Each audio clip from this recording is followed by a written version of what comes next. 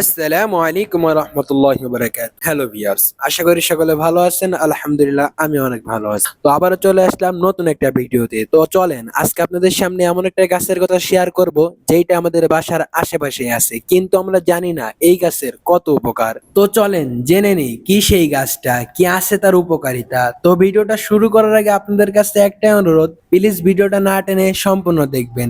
আর যারা আমাদের চ্যানেলে নতুন অবশ্যই চ্যানেলটি সাবস্ক্রাইব করে আমাদের সাথে থাকবেন। তো বন্ধুরা চলেন ভিডিওটা শুরু করা যাক। তো আজকে আপনাদের সামনে যে গাছটা নিয়ে আলোচনা করব সেই গাছটার নাম হলো ডুমুর গাছ। হ্যাঁ বন্ধুরা, আমাদের বাড়ির আশেপাশে খুব পরিমাণ দেখা যায়। তো চলেন এই গাছটার কি উপকার আজকে আমরা জেনে নিই। তো প্রথমেই বলি, ডুমুর ফলে কিন্তু প্রচুর পুষ্টি, কারণ এতে আছে ভিটামিন এ, বি ও সি, যা আমাদের শরীরের রোগ প্রতিরোধ ক্ষমতা বাড়িয়ে তোলে। যাদের হজমের সমস্যা ও কণ্ঠকানিষ্ঠর সমস্যা আছে তাদের জন্য ডুমুর ফল দারুণ উপকারী। ডুমুর পাতার রস ডায়াবেটিক্স রোগীদের জন্য দারুণ উপকারী।